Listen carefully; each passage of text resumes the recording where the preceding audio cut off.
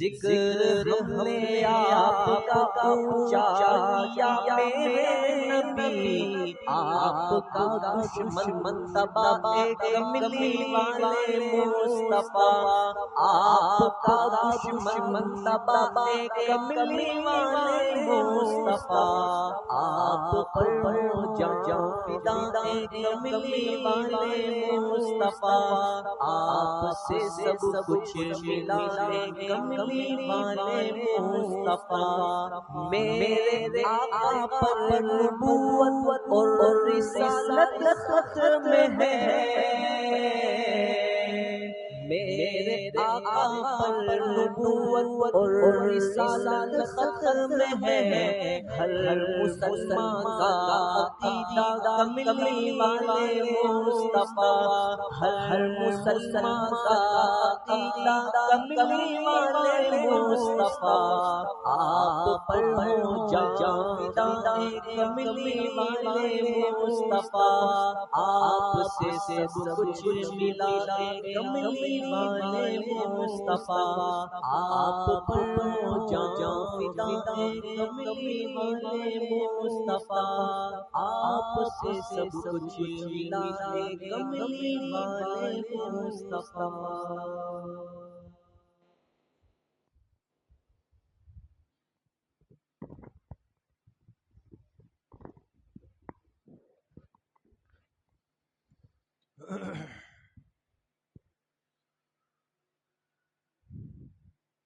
بسم اللہ الرحمن الرحیم،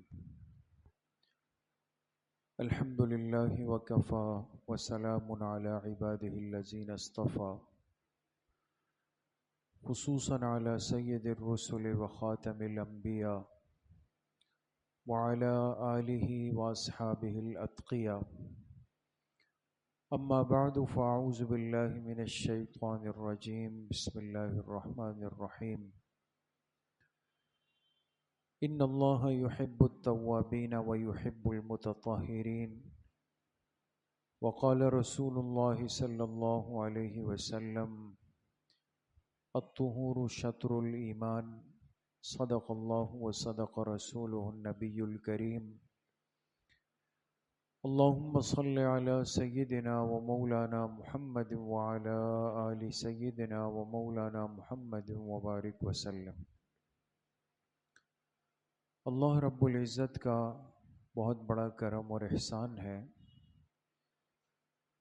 تھوڑا سا وقت نکال کر ہم سب دین کی بات سننے کی نسبت سے جمع ہیں۔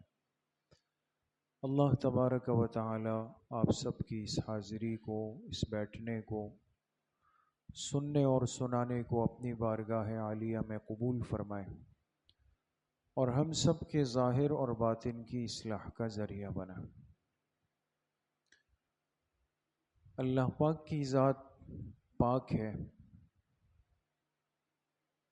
اور اس پاک ذات سے تعلق رکھنے کے لیے ضروری ہے اور اس کے دوستوں میں شامل ہونے کے لیے ضروری ہے کہ بندہ بھی اپنی پاکی اور طہارت کا خیال رکھے۔ اگر ایک انسان صاف ستھرا رہتا ہے، غسل کا، وضو کا، طہارت کا، کپڑوں کی صفائی ستھرائی کا، خوشبو کا، مسواک کا، طہارت کی ان ساری باتوں کا اہتمام اگر کرتا ہے تو یہ بندہ چاہتا ہے کہ میری مجلس میں بیٹھنے والے یا میں جس مجلس میں بیٹھوں وہ سب بھی اسی طرح کے ہوں۔ اس لیے ہم سب یہ دیکھتے ہیں اپنے ماحول میں کہ اگر خدا نخواستہ ہماری مجلس میں کوئی ایسا آ جائے کہ آیا اور ہمیں ایک بدبو کا احساس ہو گیا، یا کوئی آیا اور ہمیں محسوس ہوا کہ یار اس کے کپڑوں سے تو پسینے کی بو آ رہی ہے، یا آیا اور ہمیں اندازہ ہوا کہ یہ تو شاید باہر کام کاج کر کے کس کس چیز میں ہاتھ مار کے آیا ہے، کپڑوں پہ نشان ہے، چہرے پر نشان ہے، پیروں پہ نشان ہے، تو آپ بتائیں انسان پر کتنا بوجھ آ جاتا ہے۔ فطرت انسانی اس کو قبول نہیں کرتی کہ اس کی مجلس میں بیٹھنے والا کوئی ایسا ہو جس کے زندگی میں طہارت نہ ہو. یہ امت طبعی طور پر مزاج کے اعتبار سے اللہ پاک نے اس میں پاکی رکھی. کیوں پاکی رکھی ہے؟ اس لیے کہ عالم ارواح میں، عالم ارواح کس کو کہتے ہیں؟ جب یہ کائنات اس نظام کے ساتھ ابھی نہیں بنی تھی، اللہ پاک نے قیامت تک آنے والے انسانوں کی ارواح کو یعنی روحوں کو جمع فرمایا، اور وہاں اللہ پاک نے ان ارواح سے ہم کلامی کی، بات چیت کی. ہر بندے کی روح نے اللہ پاک کی ذات کو دیکھا ہے، لیکن وہ روح تھی، روح مع الجسد نہیں.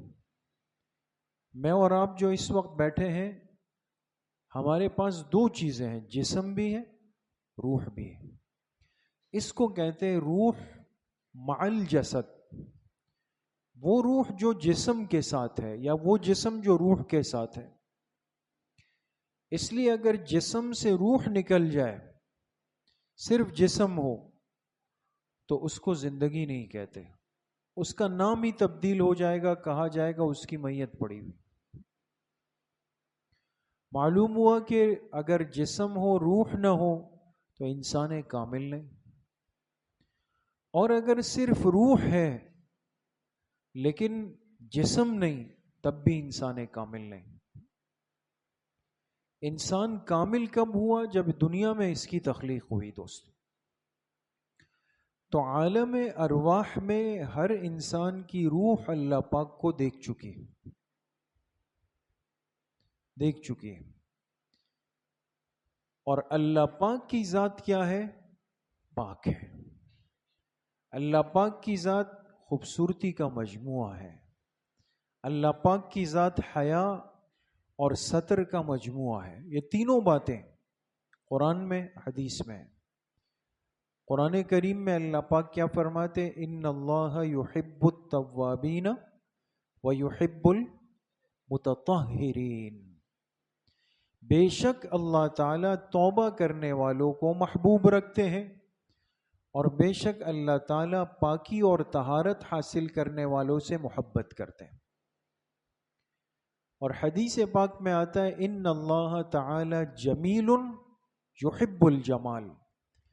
اللہ تعالیٰ کی ذات خود خوبصورت ہے. وہ خوبصورتی کیسے ہوگی؟ اللہ کی شان کے مطابق ہے، ہم نہیں سمجھ سکتے. لیکن اللہ جمال والے ہیں، اللہ خوبصورت ہے، تو یحب الجمال، اللہ پاک خوبصورتی کو پسند فرماتے ہیں. اور تیسری جگہ فرمایا ان اللہ حیی ستیر. بے شک اللہ پاک کی ذات حیا کا مجموعہ ہے، ستر کا مجموعہ ہے. اب یہ سارے اوصاف اور یہ ساری خوبیاں اس انسان کو طبعی طور پہ دی گئی، فطری طور پر دی گئی. اس لیے کہتے ہیں، علماء نے لکھا کہ انسان کے مزاج میں پاکی ہونی چاہیے. مزاج میں. اب مثال کے طور پہ آپ آئے اور آپ نے دیکھا کہ بھئی مسجد کی 5ویں صف میں تو پانی گرا ہوا ہے، تو کیا خیال ہے؟ گزر جانا چاہیے یا خادم کو ڈھونڈیں یا خود پوچھا اٹھا کے اس کو صاف کر دیں؟ تو گزر جائیں یا صفائی کا اہتمام کریں؟ صفائی کا ہے. یہ ہماری طبیعت کا تقاضا ہوگا. یا آپ گھر گئے اور دیکھا کہ کچرے کی بالٹی دروازے کے پاس الٹی ہو کے گر چکی، تو آپ نے کہا چلو یار پوری کراچی میں گندگی ہے، یہاں بھی ہو جائے. ایسا کریں گے یا فکر کریں گے؟ فکر کریں گے. طبیعت پاکی چاہتی ہے، انسان کے مزاج میں پاکی ہونی چاہیے. اور ایک مومن چونکہ وہ اللہ کی ذات پر ایمان رکھتا ہے، اور اس کو کم از کم دن میں 5 مرتبہ مسجد آ کر اللہ کے سامنے کھڑا ہونا ہے. شرط لگائی کہ یہ بندہ جب بھی میرے سامنے کھڑا ہو نماز میں اور اللہ اکبر کہہ دے گا، تکبیر تحریمہ کہے گا، تو ضروری ہے کہ اللہ اکبر کہنے سے پہلے یہ کیا ہو؟ پاک ہو چکا ہو. بے وضو آدمی نماز نہیں پڑھ سکتا، پڑھ لی تو ادا نہیں ہوئی. اور اگر نعوذ باللہ علماء نے لکھا ایک آدمی نے جان بوجھ کر، اس کو پتا تھا میرا وضو نہیں ہے، اس کو پتا تھا مجھے غسل کی حاجت ہے اور مجھے پاکی حاصل کرنی چاہیے، اس نے جان بوجھ کر اس حالت میں نماز پڑھی تو کفر کا اندیشہ ہے. تو مومن پاکی حاصل کرے گا. ہماری زندگی پاکی اور طہارت کے بغیر دوستو گزر ہی نہیں سکتی. ہمیں پابند کیا گیا. ہم جب نماز سیکھتے ہیں، آپس میں مذاکرہ کرتے ہیں، ایک مسلمان کو طہارت بھی سیکھنی چاہیے، ایک مسلمان کو وضو بھی سیکھنا چاہیے، ایک مسلمان کو غسل کا طریقہ فرائض بھی سیکھنے چاہیے، ایک مسلمان کو اپنے جسم کی پاکی کا طریقہ بھی آنا چاہیے. ہماری زندگی تو ایک طہارت والی زندگی ہے دوستو، لیکن انسان اپنے اندر یہ احساس پیدا تو کرے، اسے پتا تو ہو کہ نماز کے لیے جانے سے پہلے میرا جسم کتنا پاک ہونا چاہیے، میرے کپڑے کتنے پاک ہونے چاہیے، جس جگہ پہ نماز پڑھ رہا ہوں اس کو کس درجے میں پاک ہونا چاہیے، جسم کے کن حصے کے بالوں کو ضروری ہے کہ میں پاک صاف رکھوں، اس کو بڑا نہ ہونے دوں. یہ ساری چیزیں دوستو دین سے پہلے ہماری طبیعت اور مزاج کا تقاضا ہے. اس لیے آپ دیکھیں ایک بچہ نابالغ ہوتا ہے نا، گود میں ہوتا ہے، ماں باپ اس کو گود میں لے کے گھوم رہے ہوتے ہیں، بڑے بہن بھائی اس کو گود میں لے کے گھوم رہے ہوتے ہیں نا. اب دیکھیں نا، اس بچے کو اپنی سمجھ تو نہیں ہے، یہ تو کچھ بھی نہیں کر سکتا، لیکن سمجھدار ماں کیا کرتی ہے کہ ہر ہفتے بعد اپنے بچے کے ناخن دیکھتی ہے نا، اس کو صاف کرتی ہے، اس کو پاک کرتی ہے. اس بچے کے بال تھوڑے سے بڑے ہو جائے، کہتے ہیں بھئی اس کو حلاق کے پاس، نائی کے پاس لے جائے، اس پہ استرا پھروا دے. ایسا ہے یا نہیں ہے دوست؟ سوال یہ کہ اس بچے نے نہ تو نماز پڑھنی ہے، نہ اس پر وضو ہے، نہ اس پر غسل فرض ہے، کچھ بھی نہیں ہے. پھر اس بچے کے ناخن کیوں چھوٹے کروائے جا رہے ہیں، کیوں اس کے بال منڈوائے جا رہے ہیں؟ اس لیے کہ جسم کی پاکی اور طہارت یہ شریعت کے ساتھ ساتھ طبیعت کا بھی تقاضا ہے، یہ مزاج کا بھی تقاضا ہے. جس ماحول میں گندگی ہو، ناپاکی ہو، طہارت کا اہتمام نہ ہو اور انسان گندا رہتا ہو، علماء نے لکھا ہے کہ جو آدمی طہارت کے بغیر دن رات گزار رہا ہوتا ہے، اس کو نقصان یہ ہوتا ہے کہ اس کا اثر اس کے اخلاق پہ پڑ جاتا ہے، بول چال پہ. یہ جو آج اگر ہم دیکھتے ہیں نا، اچھے خاصے نوجوان بیٹھے ہوں گے، لیکن جب بات کریں گے تو اس سے پہلے گالی، کسی کو بلائیں گے اس سے پہلے گالی، کسی سے پانی کا کہیں گے تو گالی دے کے. دیکھا نہیں آپ نے کبھی آپ مارکیٹ سے کہیں بازار سے گزرے، ایسا نہیں کہ اس بچے نے کوئی قصور کیا ہے، کوئی غلط کیا ہے، لیکن کیوں عادت بن گئی کہ گالی کے ساتھ ہی ہر چیز مانگی جا رہی ہے، گالیوں کے ساتھ اس کو بلایا جا رہا ہے. غیر اخلاقی گفتگو، غیر مہذب گفتگو کیوں ہماری مجلسوں کا حصہ بن گئی؟ جو باتیں کرتے ہوئے پہلے بڑے لوگ دائیں بائیں 10 بار دیکھتے تھے، کوئی تصور نہیں کر سکتا تھا کہ آپس میں بے تکلفی سے یہ باتیں ہوں، آج وہ برسر مجلس ہوتی ہے، آج وہ کھلے عام ہوتی ہے، آج اس میں کوئی پردہ ہی نہیں رہا۔ علماء نے لکھا جو بندہ اپنے جسم کی طہارت کا خیال نہیں کرے گا، اس کی زبان بھی پاک نہیں رہے گی، یا الٹا سیدھا بول رہا ہوگا، علم غلم بول رہا ہوگا، غیر محفوظ گفتگو کر رہا ہوگا، غیر سنجیدہ بات چیت کر رہا ہوگا۔ اس لیے میرے دوستوں بزرگوں، جسم کی طہارت کا خیال کرنا، اہتمام سے وضو، اہتمام سے غسل، بالوں کو، مونچھوں کو، داڑھی کو اہتمام سے رکھنا، کپڑوں کی طہارت صفائی کا اہتمام کرنا، جسم کے غیر ضروری زائد بال زیر بغل زیر ناف بالوں کو وقت پہ صاف کرنا، یہ شریعت اور طبیعت دونوں کا تقاضا ہے۔ تو ایک تو اس کا اثر انسان کے اخلاق پہ آ جاتا ہے، دوسرا علماء نے لکھا کہ جو بندہ اپنے جسم کی طہارت کا خیال نہیں کرتا، اس کے خیالات بھی ناپاک ہو جاتے ہیں۔ یہ جو آج ہم گلا شکوہ کرتے ہیں نا کہ جب بھی بیٹھتا ہوں دماغ میں طرح طرح کے خیالات آتے ہیں، نماز کی نیت باندھی پھر بھی برے برے گندے گندے خیالات آ رہے ہیں، مسجد میں بیٹھا ہوا ہوتا ہوں پھر بھی ایسے عجیب و غریب خیالات آ رہے ہیں، ہے نا؟ یہ آج کی ایک بڑی شکایت ہے دوست، سب کرتے ہیں کہ پتہ نہیں کیوں مجھے ایسے خیالات آتے ہیں، پتہ نہیں میرا کیا ہوگا۔ اس بندے کو اپنی جسم کی طہارت پر توجہ دینی چاہیے، یہ شریعت کا نظام ہے، اللہ کے ہر حکم کے اندر خیر ہی خیر ہے دوستو، خیر ہی خیر ہے۔ تو زبان غیر مہذب ہو جائے گی، خیالات ناپاک رہنے لگیں گے، جب بھی جائے گا بس غلط سوچے گا، غلط خیالات، غلط کہانیاں، غلط باتیں، غلط سوچے ذہن میں۔ نتیجہ کیا ہے؟ پھر بعد میں ایک وقت آئے گا اس کو لگتا ہے شاید میرے کپڑے ناپاک ہو گئے، پتہ نہیں میرا وضو ہوا نہیں ہوا، نمازوں کی رکعتوں کی تعداد آگے پیچھے ہو رہی ہے۔ یہ نوجوانوں کی بات کر رہا ہوں۔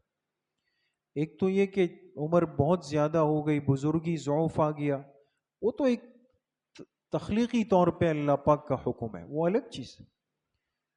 لیکن 20، 25، 30 سال کے نوجوان کیوں آج یہ شکایت کرتے ہیں کہ ہمارے دماغ کے خیالات میں سوائے گندگی اور برے خیالات کے اور کچھ بھی نہیں آتا؟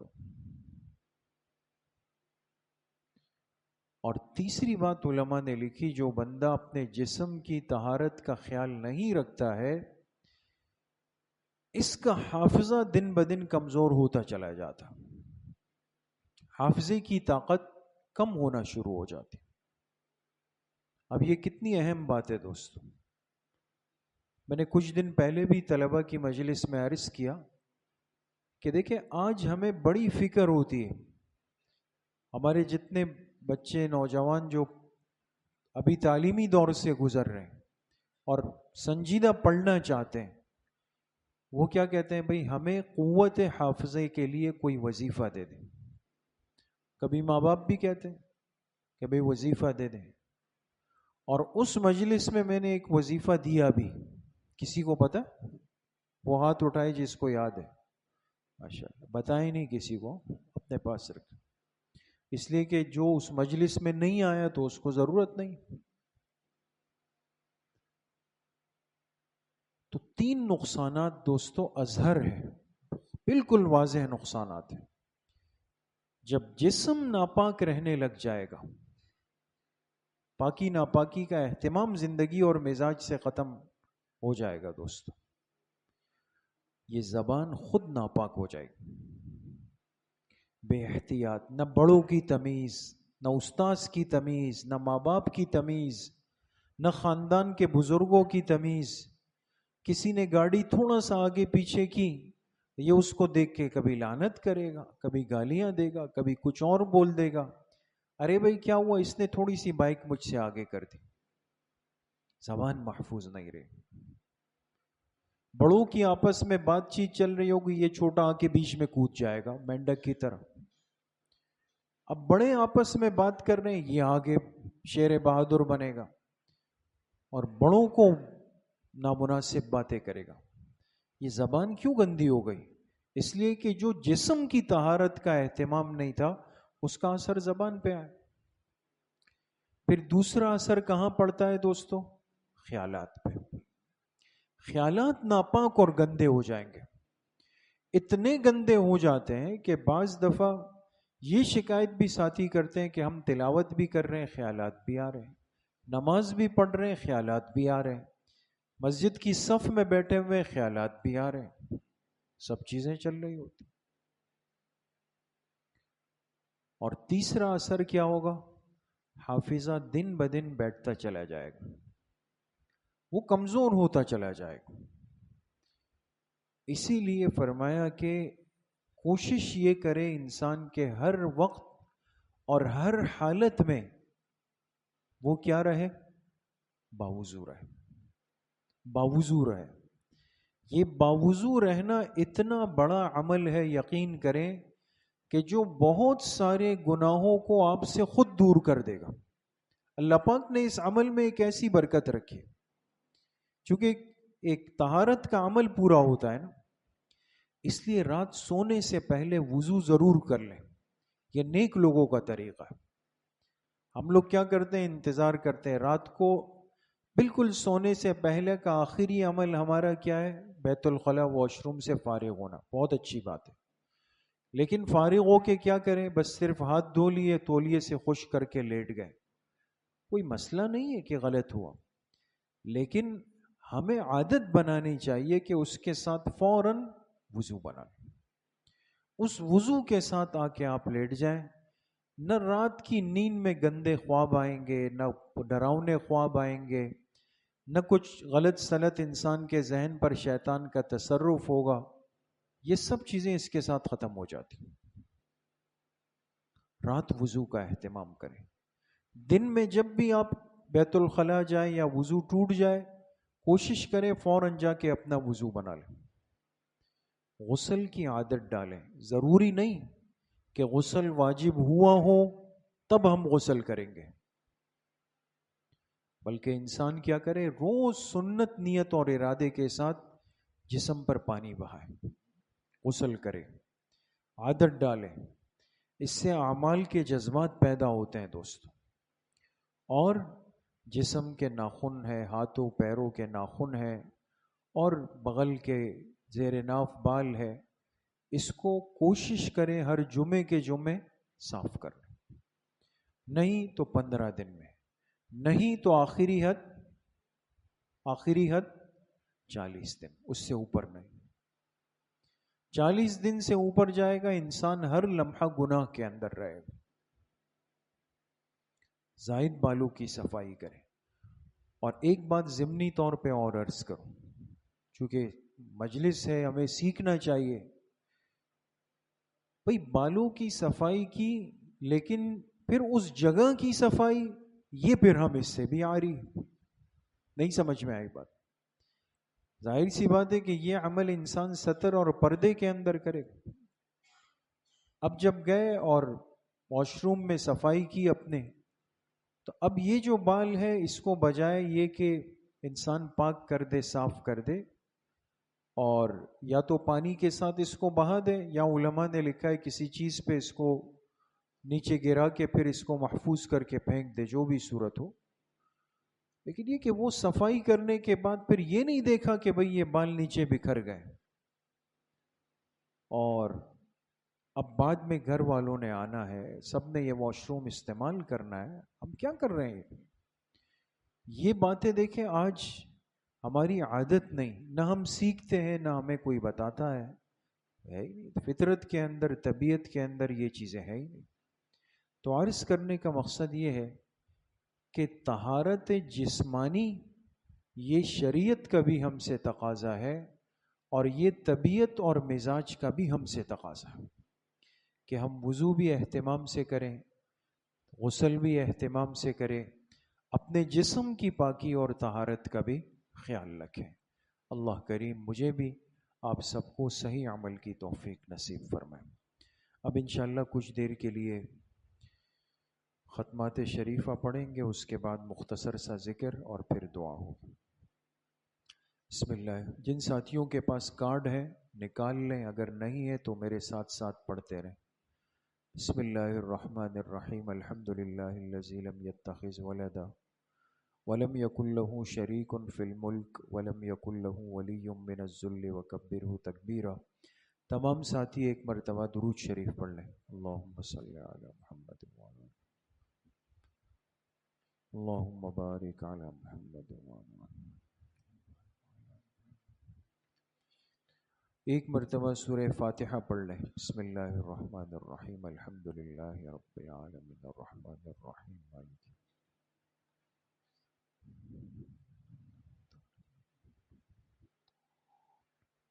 ایک مرتبہ درود شریف پڑھ لیں۔ اللہم صلی علی محمد وعلی اللہم بارک علی محمد وعلی۔ ایک مرتبہ سورہ الم نشرح پڑھ لیں۔ بسم اللہ الرحمن الرحیم، الم نشرح لک صدرک ووضعنا عنک وزرک الذی انقض ظہرک ورفعنا لک ذکرک فإن مع العسر یسرا ان مع العسر یسرا فإذا فرغت فانصب وإلی ربک فارغب۔ ایک مرتبہ سورہ اخلاص پڑھ لیں۔ بسم اللہ الرحمن الرحیم، قل هو اللہ احد اللہ الصمد۔ ایک مرتبہ سورہ فاتحہ پڑھ لیں۔ بسم اللہ الرحمن الرحیم، الحمد للہ رب العالمین الرحمن الرحیم۔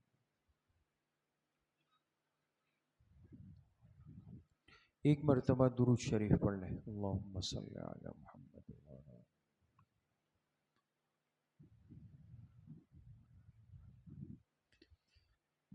سات مرتبہ پڑھیں۔ اللہم یا قاضی الحاجات، اللہم یا قاضی الحاجات۔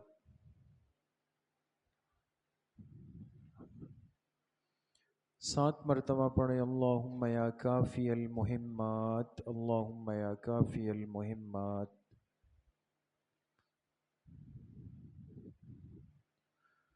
سات مرتبہ پڑھیں۔ اللہم یا دافع البلیات، اللہم یا دافع البلیات۔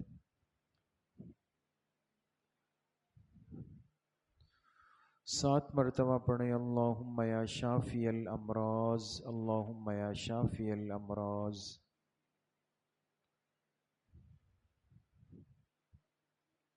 سات مرتبہ پڑھیں۔ اللہم یا رفیع الدرجات، اللہم یا رفیع الدرجات۔ سات مرتبہ پڑھیں۔ اللہم یا مجیب الدعوات، اللہم یا مجیب الدعوات۔ سات مرتبہ پڑھیں۔ اللہم یا ارحم الراحمین، اللہم یا ارحم الراحمین۔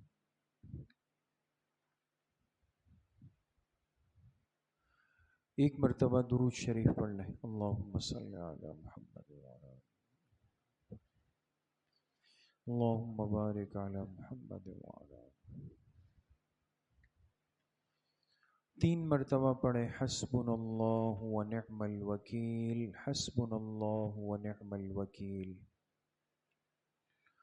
ایک مرتبہ درود شریف پڑھ لیں۔ اللہم صلی علی محمد۔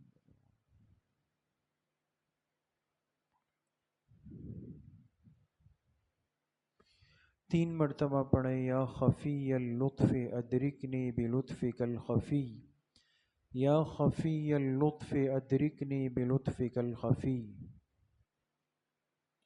ایک مرتبہ درود شریف پڑھ لیں۔ اللہم صلی علی محمد۔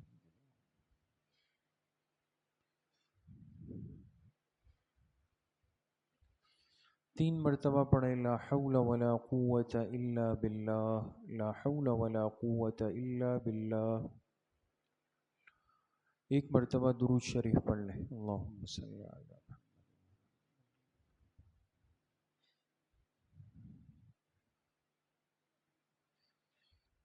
3 مرتبہ پڑھے ذالک فضل اللہ یؤتیہ من یشاء واللہ ذو فضل علی المؤمنین، ذالک فضل اللہ یؤتیہ من یشاء واللہ ذو فضل علی المؤمنین۔ ایک مرتبہ درود شریف پڑھ لیں، اللہم صلی علی محمد۔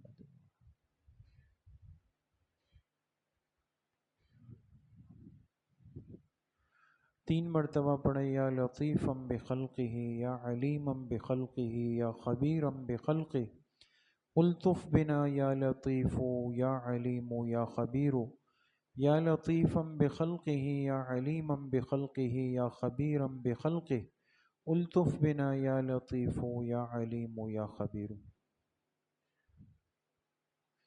ایک مرتبہ درود شریف پڑھ لیں، اللہم صلی علی محمد۔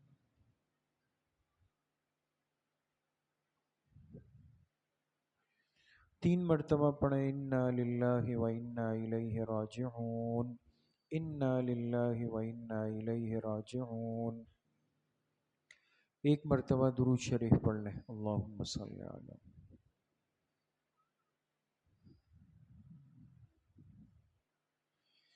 3 مرتبہ پڑھیں اللہ ولی الذین آمنوا، اللہ ولی الذین آمنوا۔ ایک مرتبہ درود شریف پڑھ لیں، اللہم صلی علی محمد۔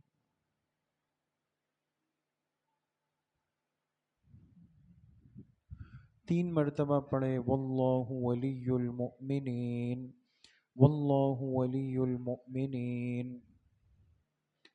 ایک مرتبہ درود شریف پڑھ لیں، اللہم صلی علی۔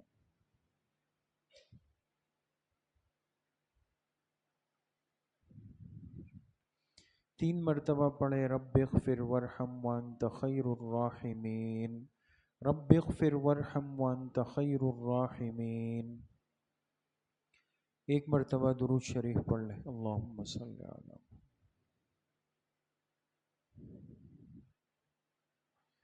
3 مرتبہ پڑھیں یا لطیف یا خبیر یا ودود یا شکور، یا لطیف یا خبیر یا ودود یا شکور۔ ایک مرتبہ درود شریف پڑھ لیں، اللہم صلی علی۔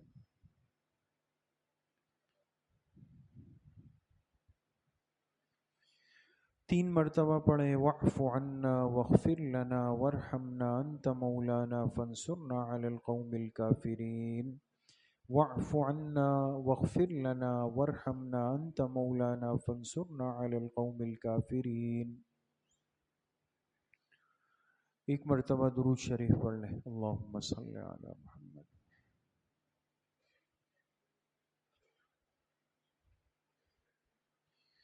3 مرتبہ پڑھیں یا رحمان یا رحیم یا اللہ یا کریم، یا رحمان یا رحیم یا اللہ یا کریم۔ ایک مرتبہ درود شریف پڑھ لیں، اللہم صلی علی۔